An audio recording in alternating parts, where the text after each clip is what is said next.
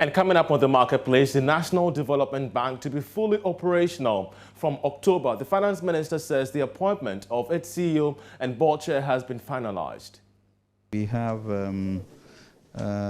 now sent the final list of the board to the Bank of Ghana, so we hope to get approval.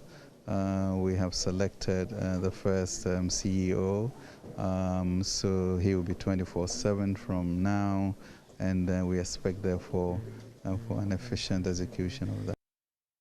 Also, dark times for poultry farmers as the avian influenza wipes out thousands of birds across the country. The president of the National Poultry Farmers Association will join us for a live update on this development story.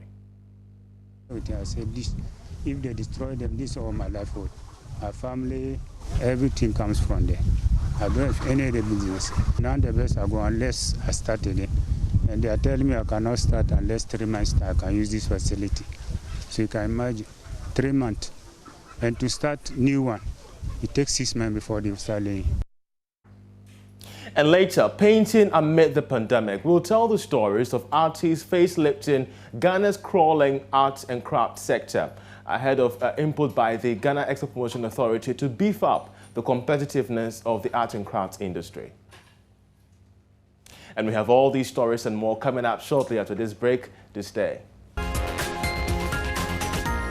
Hello and welcome, and we begin with troubling news across the country, and the avian influenza, that's the bird flu, continues to ravage poultry farms. Although this crisis is feared to be put to a near collapse, Ghana's poultry sector is already facing stark challenges. Here's an update on the cases at the start of this week, and you can see on screens the update on bird flu as of the 16th of August. In the Greater Accra region, we had 26 cases across poultry farms. The Central region had 4, the Volta region had 2 cases, and the Ashanti region also had 4 cases, putting in total 36 cases, across the regional capital. So we're talking poultry farms in this regard. If you go down, you will realize the fact that close to 58,349 affected birds so far, and in total we have 12,202 birds affected.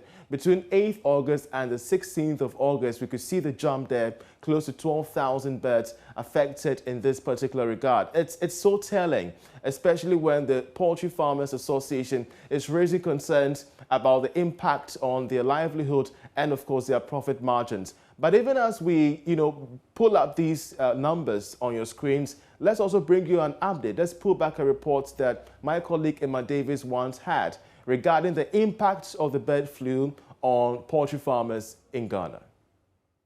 The Ministry of Food and Agriculture, together with the United States Department of Agriculture and the Food and Agriculture Organization, visited some poultry farms in Accra to cull birds infected with bird flu.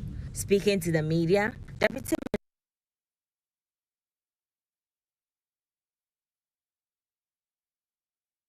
emphasizes her outfit's resolve to containing the spread of the influenza.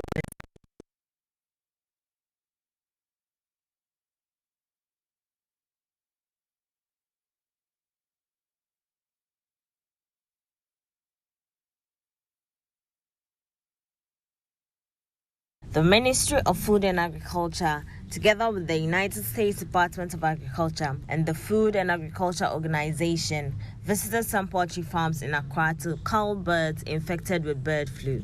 Speaking to the media, Deputy Minister for Agriculture, Mohammed Hadi Teferu, disclosed that the farmers played a role in the spread, but emphasizes her outfit's resolve to containing the spread of the influenza. In our observation, we have seen that largely,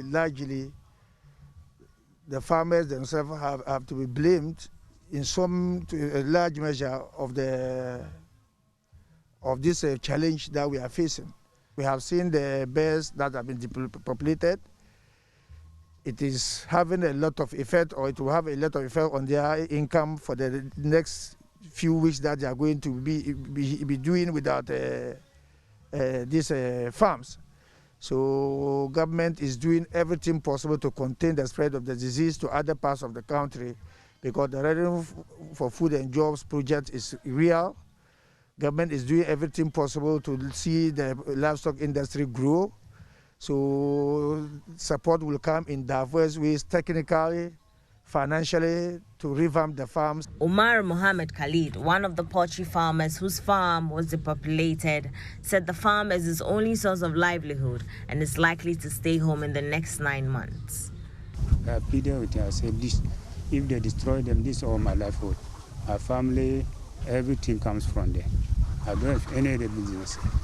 So I told him, if they destroy, what help would they give me? He said, okay, when the officers come, I can talk with them, then they will see what the way forward. No income, I'm going to lie down 24 hours. I don't have any other business apart from this. So now the best I go unless I start again. And they are telling me I cannot start unless 3 months I can use this facility. So you can imagine, 3 months. And to start new one, it takes 6 months before they start laying. So 3 plus 6, 9 months. So how will I survive? The team visited 3 farms, one at Teshi, the other Lashbi, and the last at Klagon. Acting Director at the Veterinary Services Directorate, Dr. Patrick Abaka, indicated that their visit was to check the progress of the farm following the depopulation and disinfection. He assured farmers of being duly compensated and went on to urge other farmers to report any trait of the flu. In the Greater Accra region, so far we have got 14 farms that have been affected. They've all been disinfected and depopulated and disinfected. And then we are going around again to disinfect the farms and make sure that they are ready for stocking. And I want to assure the farmers that we're taking the necessary steps. We'll send everything to the ministry for help. And I'm sure the ministry will respond favorably to it. So they shouldn't have fears. And we are also appealing to farmers who are also having this disease to come out and report to the veterinary services or the general public. Technical lead for USDA Ghana Poultry Project, Raymond Dente, says his outfit is committed to ensuring biosecurity in the poultry industry. We have over the last 5 to 6 years been supporting the poultry sector in Ghana to make it a bit more competitive and make the farmers more profitable, the poultry farming business more profitable. So the project is running up, and one of the focus of the project has been the issue of biosecurity. I mean, biosecurity is the central of poultry production, and COVID-19 has even made biosecurity even more relevant. Biosecurity means protecting life, and the poultry birds are life. If you undergo the biosecurity certification process, your cost of drugs for diseases will reduce, and some of these incidents will not occur on your farm.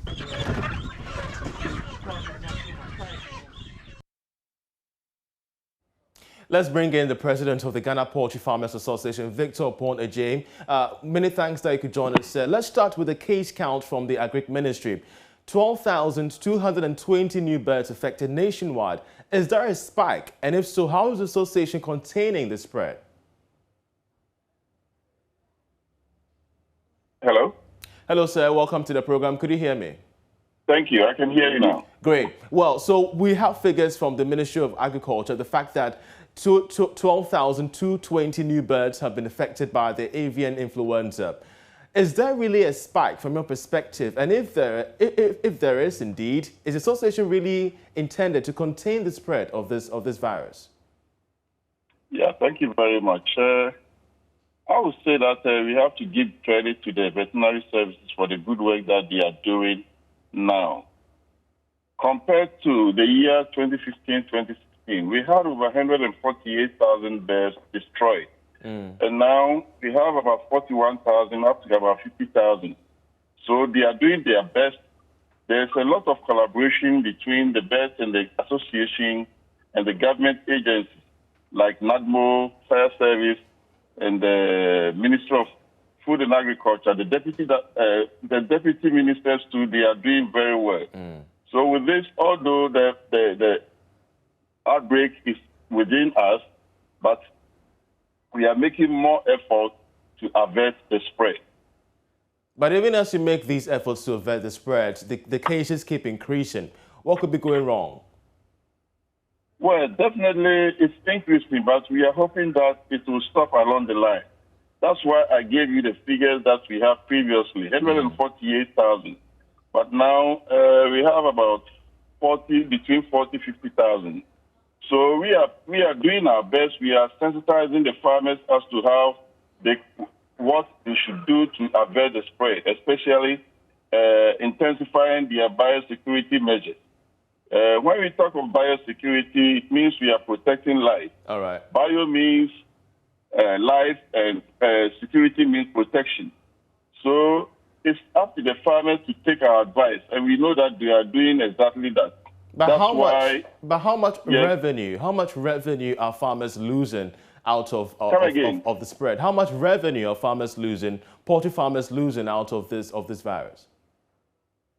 Well, you mean the sensitization? No, we want to measure the impact on revenues of poultry farmers. Well, the impact is not very much. Our main challenge has been the shortage of maize and not the bird flu. All right. Because if you look at the statistics, it's basically the small farmers who are not doing biosecurity that are affected. You see a farm with only 100 birds. So we are doing our best, and the veterinary are also on top. They are doing their best to avoid the spread of this outbreak. Great. So the maize is a challenge and not bird flu. But what arrangements are there for farmers who kill the birds? Because we just played a clip of one farmer who wants some stimulus, some compensation for the birds he's lost. Yes, we've already talked about the compensation, and we know definitely farmers will be giving compensation. But the advice I'm giving to the farmers is that they should immediately report sick birds and dead birds. What is happening is that when it comes to compensation, it is only the birds that are depopulated by the veterinary that they will get compensation on. So if you allow the birds to die and they come and you have only 100 birds, it means the 100 birds will be, the compensation will be on the 100 birds. That is why we are taking this opportunity to advise farmers not to harbor any dead bird or sick bird. Immediately you have to report to the veterinary to come and do their diagnosis. If it is a bird flu, definitely the birds will be depopulated. If not, they will prescribe drugs for you to take care of the birds. And if you don't do that and you allow the birds to die, they will come there. The live one that they will depopulate, that is the one they will get the compensation on. Okay. So this is an advice to the farmers. Never hide sick birds, never hide dead birds. Report immediately to the veterinary services. We're so grateful for your time, Victor Oponoje, the president of the Poultry Farmers Association of Ghana. Even as poultry farmers battle the bird flu, well, we've heard from the president who says shortage of maize is their main concern. And even it goes beyond that to that of fertilizer shortages. And of course, there are concerns that this could even plunge Ghana into a food crisis. But the National Food Buffer Stock Company Chief Executive Hanan Abdul Wahab says they are committed to ensuring food security in the country. What he fails to tell us is the measure of food storage we have at the moment.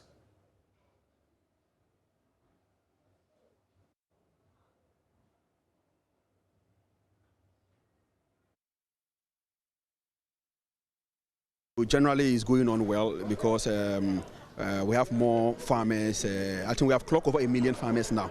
We're looking at about 1.5 million farmers benefiting the planting for food and jobs. I can assure you that there will not be food shortage. We have put in measures, and we have been in this business for the past 4 years, and thanks to the planting for food and jobs, where a number of farmers have been registered on the program. So we are doing our utmost best, and a clear example is that the Free Senior High School is not struggling in terms of feeding. We are always available to provide them with feed. So yes, fertilizers there have been delay in supply of fertilizer, but that issue has been resolved.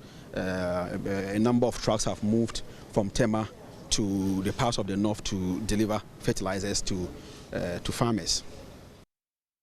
Edo Karewa is General Secretary of the General Agric Workers Union, GAWU. He joins us via Zoom.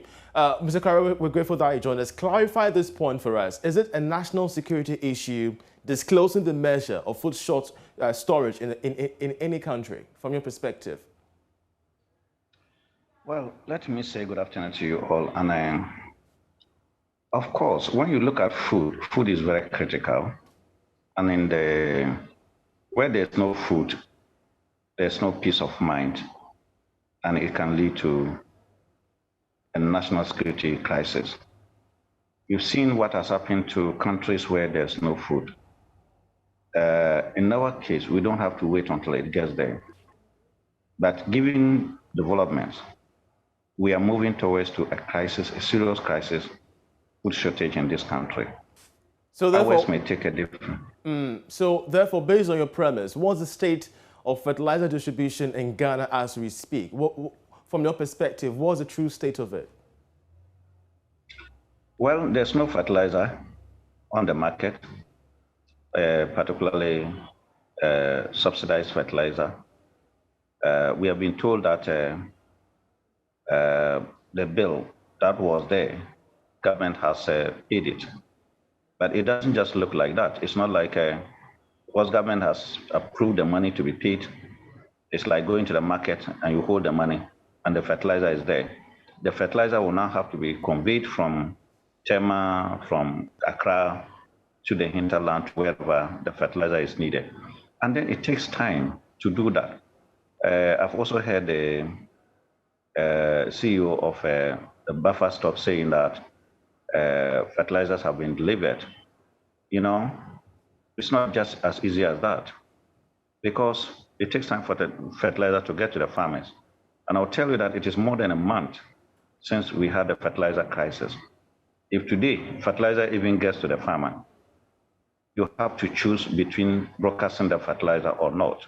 And that fertilizer, when the time is past and you broadcast the fertilizer, you will not get the yield that you are expecting. And it will be a waste. You incur cost, and yet you will not get the yield. Well, the Agric Minister has declined to comment on matters regarding food security till September. But as we await his pronouncement, Edward, help us appreciate the state of food security in Ghana currently, shortly. You've rightly detailed to us the state of fertilizer distribution, but how does this dovetail into the state of food security? You know, our soils are now used to fertilizer. And the state policy, chemical fertilizer has been introduced increasingly to our farmers. So the soils are used to chemical fertilizer. All right. Now, the farmer population has also been increasing every year with a view to increasing food production. You know, the logic is that when you increase the number of farmers who are, to the program, the subsidized fertilizer and subsidized seed or certified seed, it also follows that food production will go up. It's not logical that way. It is not like that. Otherwise, we wouldn't have been where we are today. Since 2017, every year, the farmer population has been increasing. And yet today, we are having challenges with food. Now, as to whether in September we would have enough food or not, it's just normal, it's just natural. Anybody who has the least knowledge about agriculture knows that there's lean season and there's harvest season. So when we get to September and it is the harvest season and prices drop, and you want to use that as to mean that we have done well, it's not the case. Because the essence of policy is to intervene in the normal way of things. Nature does not treat us the way we want. So we introduce policy to intervene. After the September, into the lean season, where would the food come from? So matters are dire as we speak. Matters are dire from your perspective as we speak. Edo Kariwe, we shall continue this conversation, but we're so grateful for your input. He's the General Secretary of the General Agric Workers Union, helping us understand and appreciate matters regarding Ghana's food security. But away from that, to a very interesting topic for our SMEs and our business community, the National Development Bank will be fully operational from October. The Finance Minister says the appointment of its CEO and the board chair hasn't finalized. Listen to him as he granted us an interview. SEC is important for capital markets because you are then beginning to look at the real issue of infrastructure needs and long-term capital, which has been the bane in this country for a while. So we need to get creative about it. And in there, of course, is embedded the the inauguration of the Development Bank of Ghana. You talked about the National Development Bank in your presentation, right? And all of that things being equal, are we looking at somewhere in October that it will quickly start? I would imagine. I hope we can do it. We have now sent the final list of the board to the Bank of Ghana, so we hope to get approval. We have selected the first CEO, so he will be 24/7 from now, and we expect therefore for an efficient execution of that. When are we finally hoping that the government will take a decision on how to use the special drawing rights from the fund? I mean, the board approved of the fund, and on the 23rd of August, I think automatic disbursement to member countries of 100% of their quota. That's the finance minister there. Now, it's 4 days more to go for the Executive Insight Conference on business value of cybersecurity on Friday, the 21st of August this year at the Labadi Beach Hotel at 9 a.m. The event, which is coming to you by kind courtesy Joy Business and Innovari, will help bring critical understanding to business leaders on the business value of cybersecurity. Remember that your cybersecurity tip for today is always use two-factor or multi-factor authentication. And we shall paste that one on your screens there, which explains to you the detailed need for you to apply these methods, especially when scammers and hackers are currently using these frailties to hack into your emails, your bank accounts, and your personal information. So we're going to give you more of these tips in our subsequent bulletins. But you're still watching The Marketplace. We're taking a short break. We'll be right back. Yeah, welcome back. Figures from the Ghana Export Promotion Authority shows that Ghana's handicraft industry contributed a meager 0.5% to non-traditional exports in 2019. Now, this poor statistic is the reason why efforts are being put to facelift the art and craft industry by the authority. In this report, we bring together some artists who are doing everything they can to ensure that the art and craft industry remains competitive on the global scale. Here's more.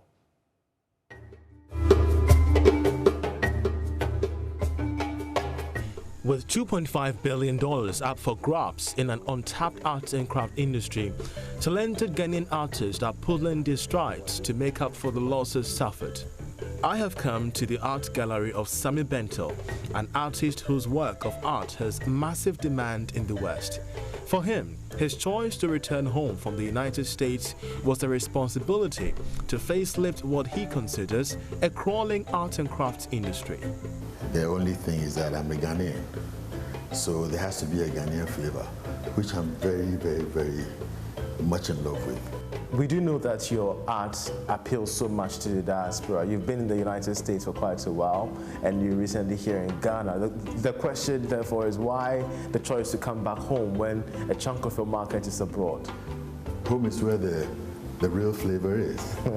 Exactly. 50 years ago, my father, who worked for the UN, relocated our whole family to New York. Okay. Once I landed in New York, I got a feeling that I've been there before, like a deja vu. I saw people who looked like us, some who looked like close relatives. And the questions that people asked in those days, because many of our African-American brothers, people in the diaspora, have not been given the full story.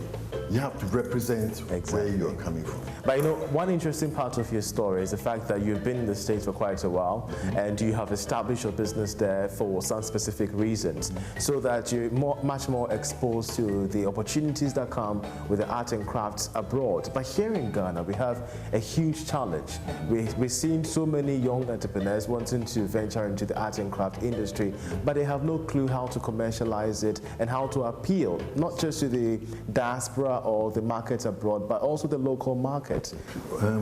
We have to re-establish or restore something that was in place before. First of all, there has to be quality. If you're going to sell something, let's sell good stuff. Now, to produce good stuff, you need the right materials, the right tools, and then train or sensitize the creative industry. Do you feel everyone is doing the same thing? Well, here's what's happening. Somewhere down the line, our progress to motion to progress has been to use the phrase, monkeyed with. You know, because over the last 35, let's say 40 years, there's been a shift in the emphasis of how we express ourselves artistically.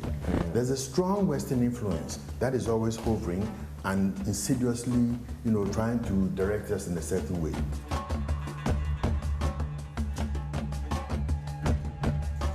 These paintings you see on the walls are focused on dots. Sammy Bento walks me through the uniqueness of his art. This painting, apart from the scene behind it, is an optical illusion. Oh. Okay, yes. Now, I devised this because I noticed that people don't pay attention to paintings. They just walk by, okay? So this painting is the ever-presence. You know, I call it ever-presence. Now, the ever-presence is that light is always here, okay? And light will pass through any opening.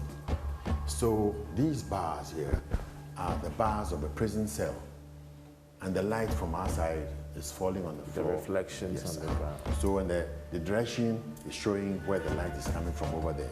So you are standing here. Yes. Now, you look, you see the lines are pointing to you. Come stand here. Yes, yeah, I see that. Now, you walk across to the other end. As you're walking, look at the lines.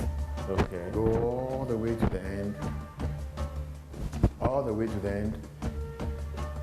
You see it's pointing to you? Yeah, it's still. And that's all time will allow us on the marketplace. My name is Charles Aich. For more news, do log on to myjoyonline.com, where you could get all the detailed business stories. You can see on screens the government projects 89.1 billion CD revenue in 2022. We have more on these stories and more on My Joy Online. Many thanks for watching. Enjoy the rest of our programs.